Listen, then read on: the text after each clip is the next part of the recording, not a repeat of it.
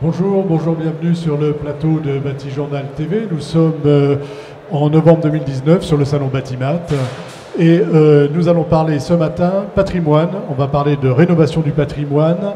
On va se demander comment on fait de la rénovation thermique et énergétique sans désordre. Avec moi pour en parler, monsieur Judicaël de la Soudière-Niaud. Bonjour. Vous êtes architecte du patrimoine. Bonjour, oui, je suis architecte du patrimoine, Judicaël de la Soudière-Niaud. Je suis associé gérant d'une agence d'environ 25 personnes et nous travaillons sur une centaine de projets qui va de l'époque gallo-romaine jusqu'à la fin du XXe siècle, patrimoine 20e, et nous travaillons effectivement sur des sujets de réhabilitation énergétique. De réhabilitation énergétique, hein. Peut-être pas sur les ruines gallo-romaines. Oui, effectivement, un petit peu moins. Quoique. À côté de vous, monsieur Martringuer, bonjour. Bonjour. Vous représentez l'AQC, vous êtes le chef de projet retour d'expérience de bâtiments performants à l'AQC.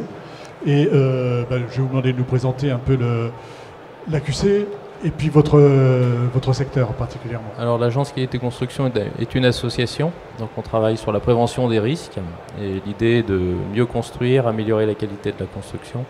Et pour faire cela, on fait de l'observation, on a différentes façons d'observer. Et on mène depuis quelques années des retours d'expérience sur le terrain, notamment dans la rénovation, pour voir un peu ce qui se passe dans la rénovation énergétique. Voilà. Et à côté de vous, donc, monsieur Andrés Lidvac, bonjour. Oui, bonjour. Donc vous représentez le CEREMA, et au CEREMA, vous êtes responsable construction bâtiment région sud-ouest. Oui, c'est ça. Donc le CEREMA est un établissement public qui est sous la tutelle du ministère de la Transition écologique et celui du ministère de la Cohésion des territoires. Nous sommes un bureau d'ingénierie public. CEREMA, ça veut dire Centre d'études et d'expertise sur les risques, l'environnement, les mobilités et l'aménagement. Donc nous traitons au sens très large du terme tous les métiers de l'aménagement du territoire. Environ 2800 personnes, experts, spécialistes sur tout le territoire qui travaillent sur ce sujet. Et en particulier des équipes qui travaillent au niveau du bâtiment et de la construction. Voilà. Et sur le patrimoine. Aujourd'hui, on va se donner une date, 1948. On va parler de tout ce qui se passe avant 1948 en termes de rénovation, puisque nous aurons une émission prochainement pour parler de ce qui se passe après 1948. Monsieur de la Soudière-Niaud, je vais vous demander de nous poser le décor. Quand on parle de patrimoine, historique ou pas, de maisons, de villages, qu'est-ce que ça veut dire rénover, et rénover avec une approche d'amélioration thermique et énergétique? Alors pour planter le décor, comme vous le dites, en effet, rénovation énergétique et patrimoine, et parfois monument historique, ça peut faire bon ménage et ça fait aussi mauvais ménage. Voilà, on a donc bien les deux visions, les deux approches. Ça peut faire mauvais ménage parce qu'en effet, il y a des solutions un peu toutes faites qui parfois s'intègrent extrêmement mal avec un bâtiment, un objet patrimonial, en quelque sorte un artefact, action de l'être humain qui revêt une certaine beauté et une inscription historique du travail de l'humain avec tout un tas de savoir-faire, vraiment une réelle recherche scientifique sur ces modes opératoires historiques et qu'on utilise encore aujourd'hui. Et donc parfois, effectivement, comme par exemple le cas de l'isolation thermique par l'extérieur, c'est extrêmement difficile d'intégrer ce genre de technique quand vous avez une façade. Il y a un débat il y a 2 ans, mais le débat a été tranché. Hein. Il a été tranché, mais il est encore aujourd'hui, c'est encore un petit peu le sujet aussi, toujours dans la profession, avec beaucoup de gens qui savent pas bien comment y faire. Il y a aussi des matériaux qui ne sont pas forcément adaptés parce que ce sont des matériaux, je dirais, polycarbonate ou de matériaux plastifiés, bien qu'il peut y avoir de bonnes solutions avec ce genre de solutions, mais qui sont quand même des matériaux qui viennent de circuits très longs avec de longues distances pour acheminer les matériaux qui viennent parfois d'Indonésie, de Chine, d'Extrême-Orient. Et voilà. Et or nous, le patrimoine, parce qu'il y a on veut favoriser des savoir-faire locaux aussi. Exactement, vous avez tout compris, c'est exactement ça.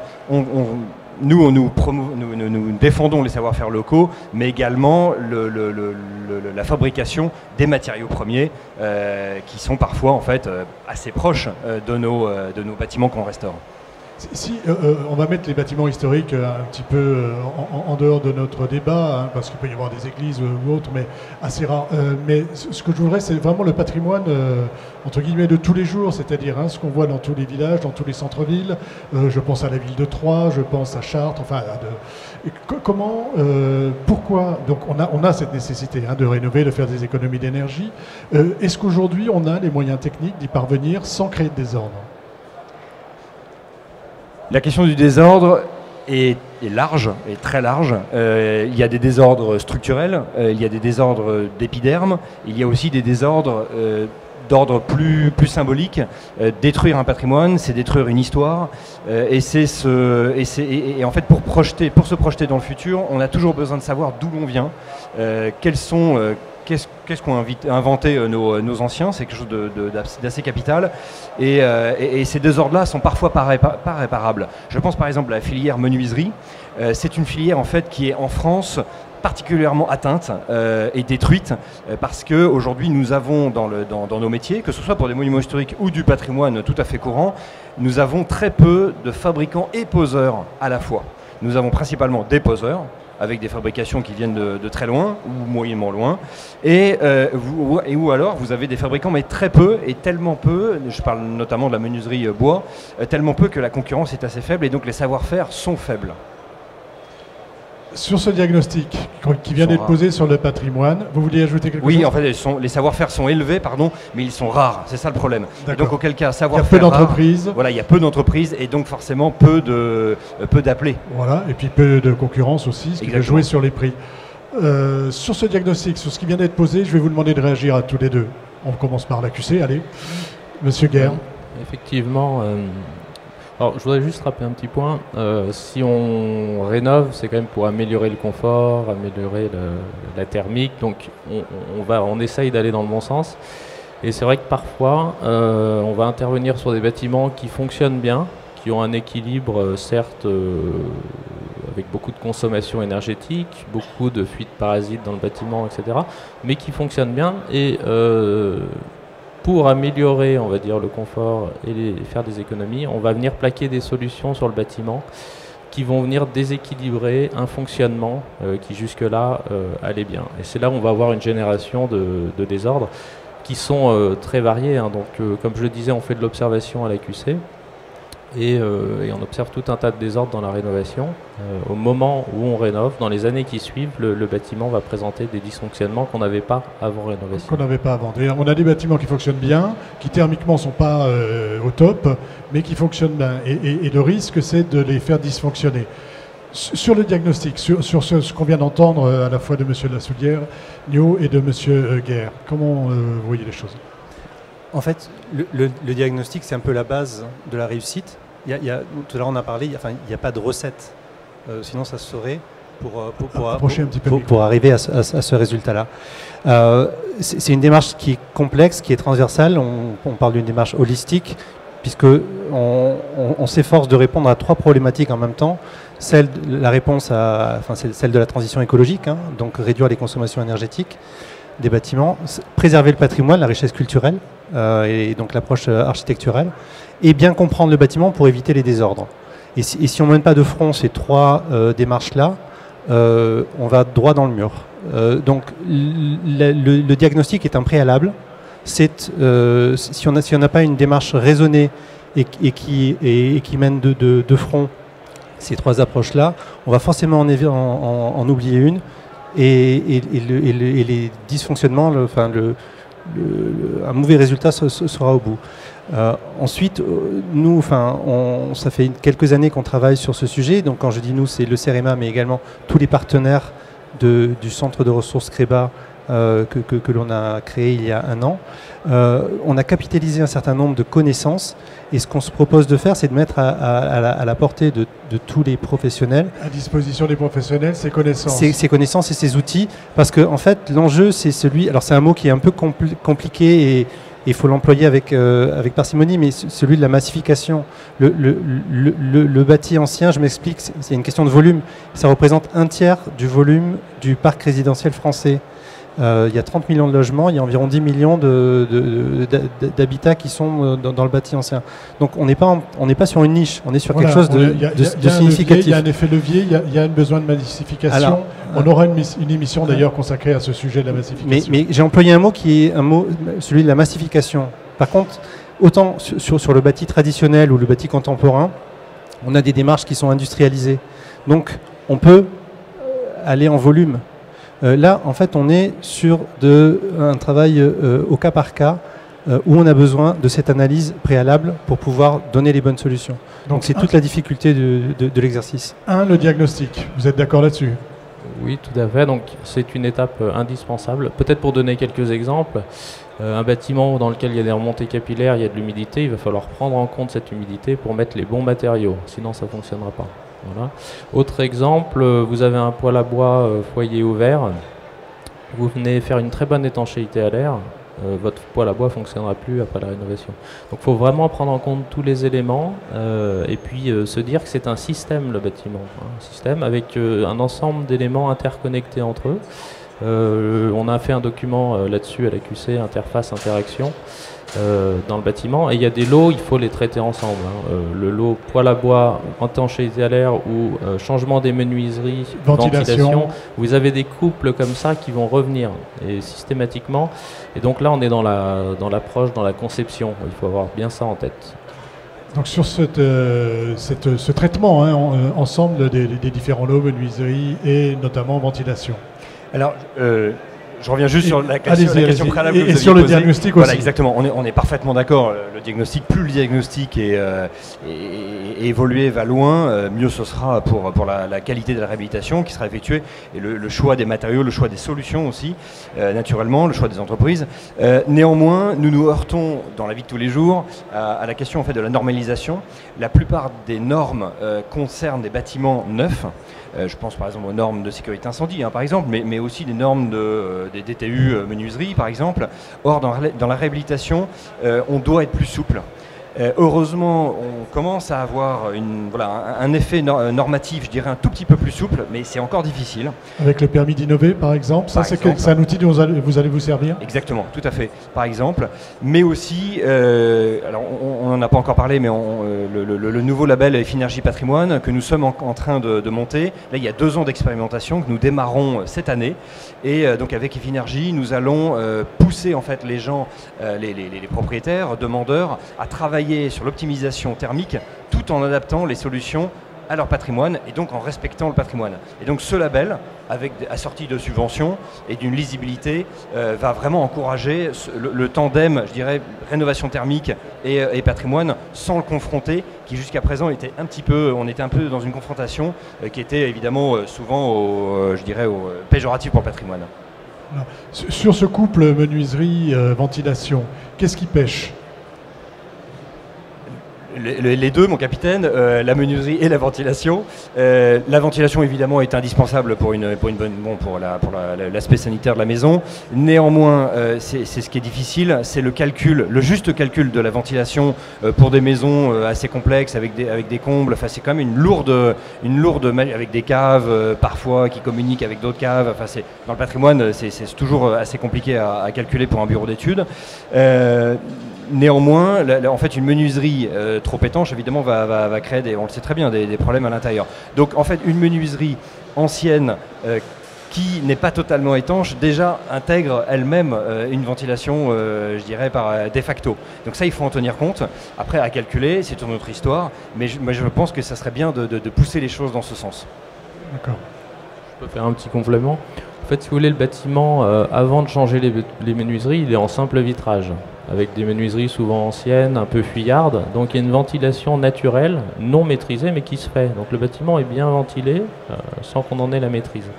Quand on va venir mettre des menuiseries nouvelles, qui sont parfaitement étanches à l'air, là on modifie complètement l'équilibre. Et donc le bâtiment qui fonctionnait sans ventilation ne va plus fonctionner, simplement parce qu'on a amélioré l'étanchéité à l'air de l'enveloppe. D'où la nécessité à ce moment-là de venir remplacer la ventilation naturelle, si vous voulez, non maîtrisée, par un autre système, soit mécanique, soit naturel, mais dans ce cas-là, naturel, maîtrisé, calculé. Et il faut bien avoir cette réflexion. Couple important. En fait, tous les éléments, ils sont donnés parce que ce que vous venez de dire, et c'est totalement juste, enfin, je vous rejoins à 2000%, les Anglais disent ventilate right, build tight, c'est-à-dire qu'il faut ventiler correctement et construire étanche. Soit on fait les deux, soit on fait rien. Parce que si on construit étanche et qu'on ventile pas, c'est une catastrophe, on va avoir de l'eau qui va ruisseler sur les murs.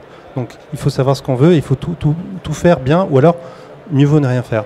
Mais au niveau français, il y a une réglementation qui date du 2 mai 2007, c'est-à-dire que 2007, c'était il y a 12 ans, où c'est écrit, dès lors que l'on rénove et que l'on remplace une menuiserie, il faut prévoir un système de renouvellement d'air. C'est écrit.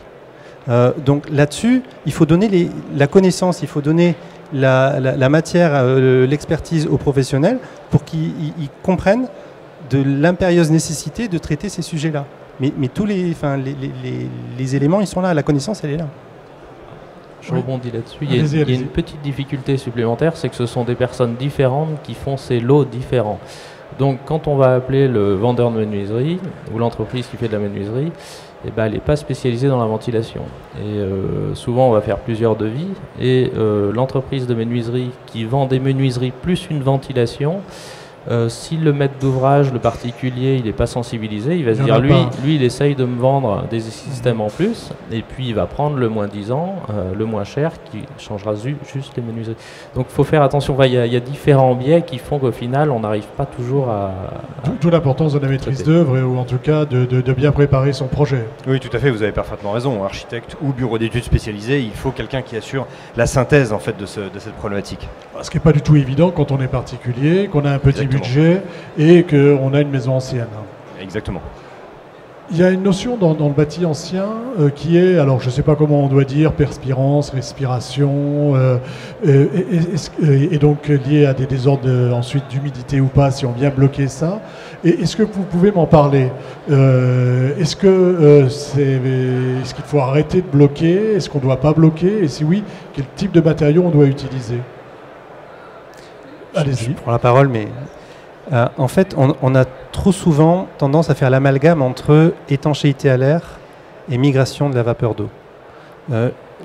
Une chose, pour des questions énergétiques, les bâtiments de basse consommation doivent maîtriser le renouvellement d'air et donc éviter qu'il y ait des infiltrations d'air parasites, donc un flux d'air aérolique, qui traverse l'enveloppe alors que ce n'est pas prévu.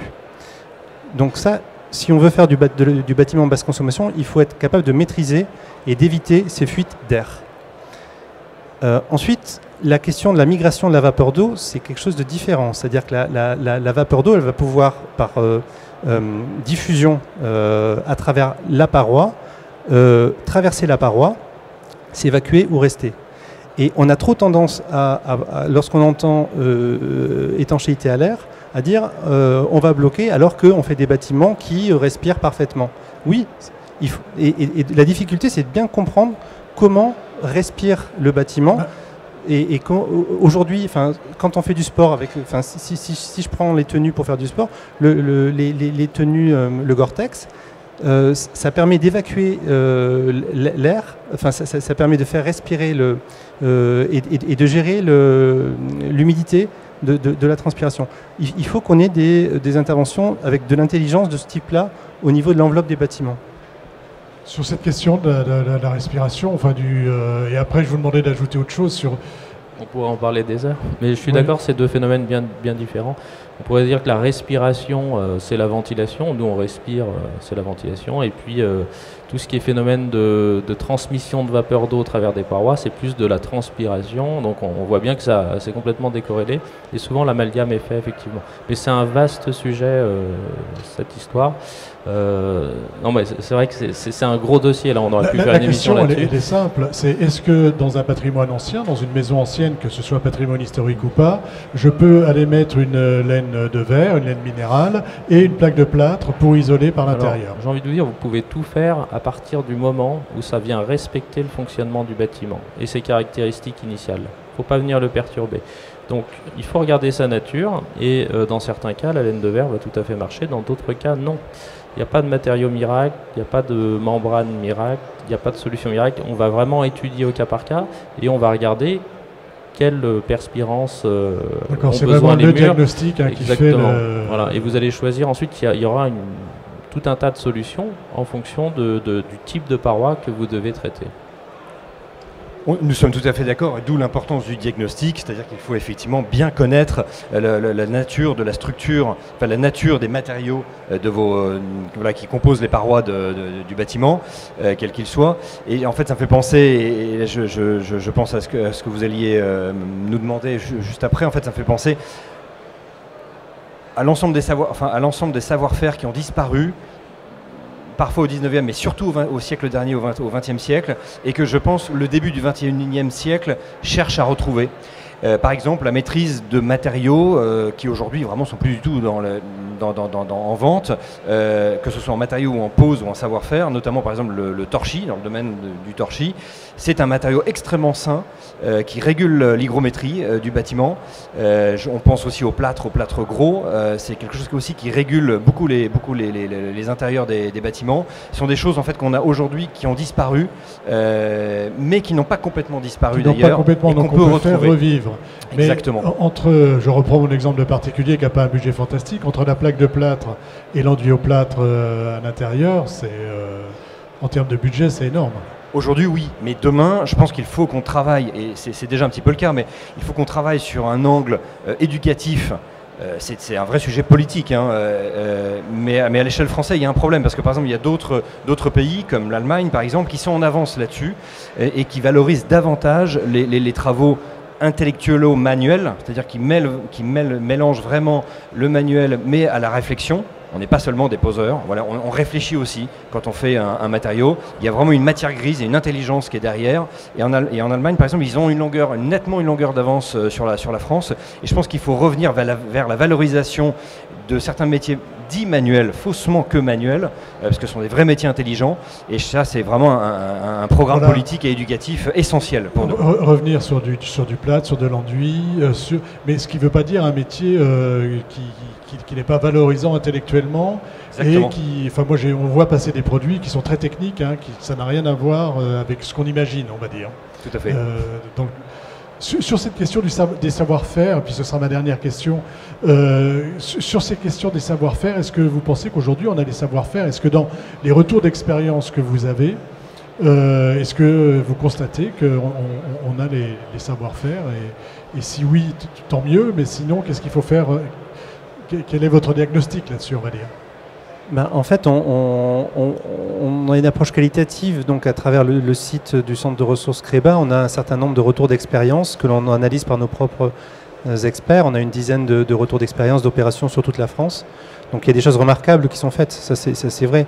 Mais aujourd'hui, je pense que par rapport à ce que vous disiez tout à l'heure en début d'émission, il y a des fortes compétences, mais elles ne sont pas encore... la massification cette massification-là... On a besoin à la fois de massifier la rénovation, mais aussi des compétences.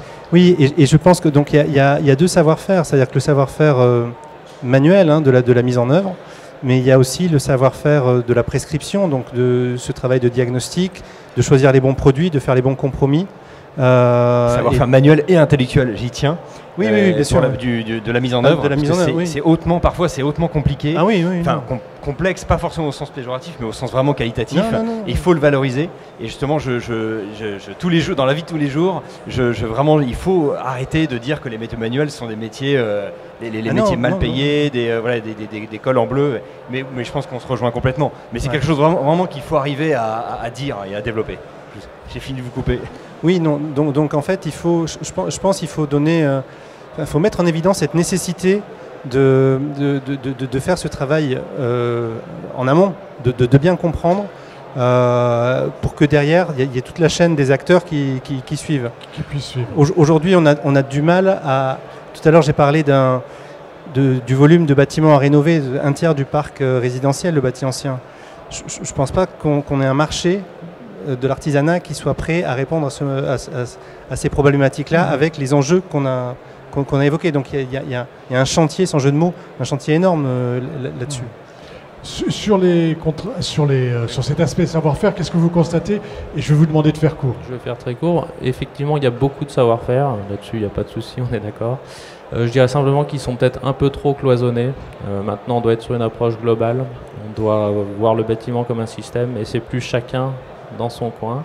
C'est tous ensemble. Je vois que vous avez dans la main... Voilà, donc je voulais vous montrer ça que vous m'avez donné tout à l'heure. Rénovation thermique performante par étape. Comment garantir un résultat global et performant, ça c'est la QC. Amélioration de la performance thermique du bâti ancien, 12 enseignements à connaître. AQC également, on trouve ça sur le site donc, de l'agence qualité construction et sur le site d'Ecopolis aussi, j'imagine. Au CEREMA, on a aussi un événement, donc le colloque CREBA, qui aura lieu à Strasbourg le 21 novembre 2019. Qu'est-ce qu'on va y trouver à ce colloque? En fait, c'est la conférence annuelle du centre de ressources qui a été lancée il y a un an. Il y a un an, on était 5 partenaires. Aujourd'hui, on est plus d'une dizaine de partenaires avec des acteurs comme l'AQC ou l'Association des architectes du patrimoine qui nous ont rejoints. Et Finergie également nous a rejoints. Donc on va parler des solutions pour traiter de la rénovation du bâti ancien dans la transition écologique. Le centre de ressources CREBA offre des outils d'aide à la décision, des ressources, des retours d'expérience. Mais là, ça va être une rencontre annuelle pour parler, pour échanger entre professionnels. Pour échanger entre professionnels sur cet aspect. Un rendez-vous incontournable. Particulier, incontournable à Strasbourg le 21 novembre 2019. Donc la QC, vous travaillez, on a compris que vous travaillez ensemble, c'est pas si nouveau, hein. Il y a quelque chose qui a été signé entre le CEREMA et les architectes du patrimoine dernièrement, et la QC va vous rejoindre, c'est ça? Oui, donc là on est dans une actualité très chaude puisque effectivement à l'occasion du Salon du patrimoine, donc l'association des architectes du patrimoine a signé une convention de partenariat avec CREBA et dans 2 jours donc l'agence qualité construction va signer cette convention qui va nous permettre de structurer des actions partenariales et de travailler ensemble. L'idée de CREBA c'est que tous ces acteurs donc CREBA est piloté par le CEREMA avec aujourd'hui une dizaine d'acteurs. Mais que ces acteurs travaillent ensemble avec un objectif commun. Et c'est ça l'enjeu. C'est ça l'enjeu, l'objectif commun. Vous avez le mot de la fin. J'ai compris savoir-faire, j'ai compris on peut faire, besoin de massifier, diagnostic. Est-ce qu'il y a quelque chose d'autre à ajouter? Oui, d'une façon plus globale, le patrimoine, c'est l'avenir du développement durable, très clairement. Donc c'est la direction vers laquelle il faut se tourner. Voilà, parce que si on ne détruit pas, on ne produit pas de carbone, hein, on est d'accord? Exactement. Si on rénove, c'est plutôt vertueux, ça commence par là. Vous avez tout compris. Merci messieurs d'être venus sur le plateau de Bâti Journal TV. Toutes nos émissions seront retrouvées sur notre site internet Bâti Journal TV. Merci à vous. Merci.